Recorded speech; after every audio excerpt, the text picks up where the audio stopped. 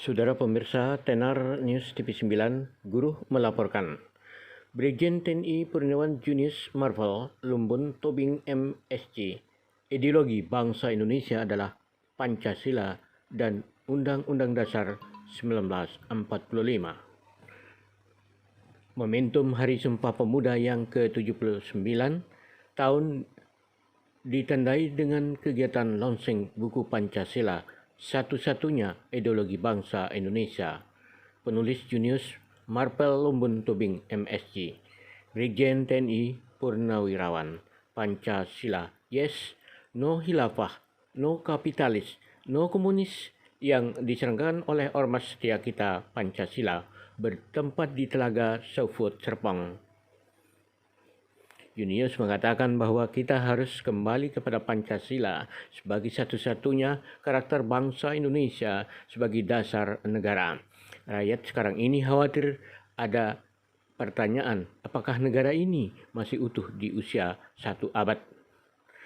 Bila dikatakan indikasinya adalah munculnya konflik paradigma dan konflik terminologi, munculnya istilah kafir dan tidak kafir, muncul terminologi mayoritas dan minoritas, muncul terminologi pribumi dan bukan pribumi. Ini yang membuat kita semakin tidak berdaya kalau negara ini pecah tidak akan bisa mempersatukan lagi karena peperangan sudah menjadi peperangan mindset di mana masing-masing merasa dirinya benar, pemirsa. Yang benar itu cuma satu, kalau ideologinya adalah Pancasila, kalau konstitusinya amanat pembukaan itu tidak boleh dirubah-ubah. Tapi sekarang sudah dirubah, kalau sudah dirubah sama saja merubah negara jelas Julia.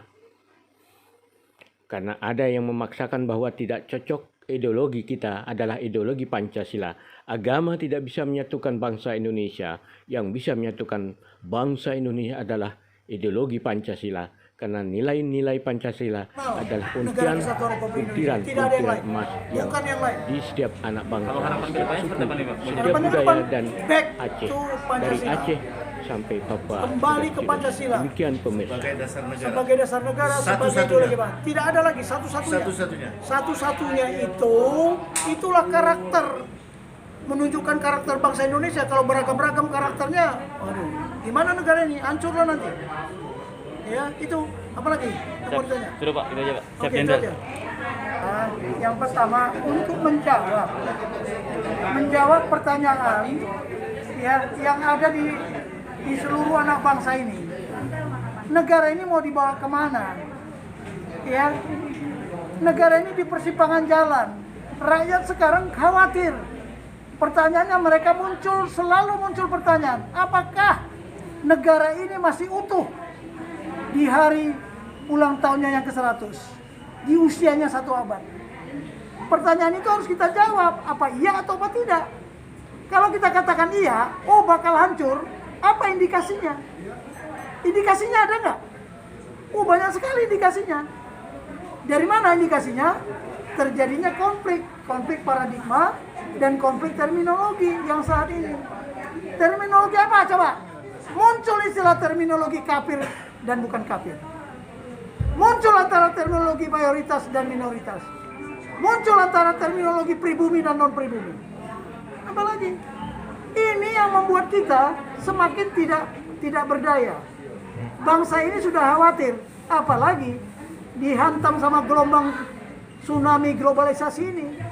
Bangsaku bukan negaraku. Dia merasa ini bangsa Indonesia, tapi rasanya dia bukan negaranya. Negaraku bukan bangsaku. Ini negara kesatuan Republik Indonesia, bukan bangsaku. Apa sebabnya? Karena kemajuan teknologi informasi ini sudah merambah sampai ke ruang-ruang keluarga, sampai ke ruang tempat tidur kita. Bayangkan aja, ya, dengan teknologi informasi ini. Tetapi ada positifnya, ada negatifnya. Nah, dengan adanya ini, ada kegiatan ini, kita harus menyebarkan juga. Ini namanya perang informasi. Karena ada yang memaksakan, bukan ideologi Pancasila yang cocok di negara ini. Kalau tidak, ideologi apa? Tadi saya sudah sampaikan, bisa nggak agama mempersatukan bangsa ini? Tidak bisa. Tidak bisa. Satu-satunya apa? Ideologi. Kenapa Pancasila? Kenapa satu-satunya Pancasila? Ya karena satu-satunya Pancasila ini karena nilai-nilai Pancasila adalah untayan butiran-butiran emas yang ada di kemana?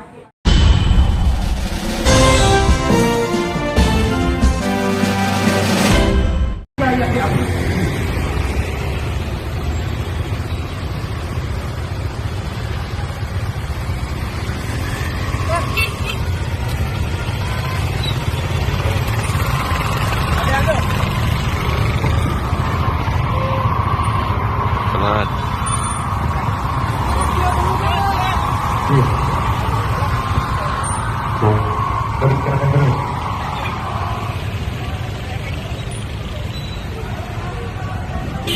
Kita buktikan kepada pemerintah di hari ini kita yang kesekian kalinya datang ke ibu kota dan tetap menyatakan hal yang sama, bahwa buruh menolak undang-undang cipta kerja.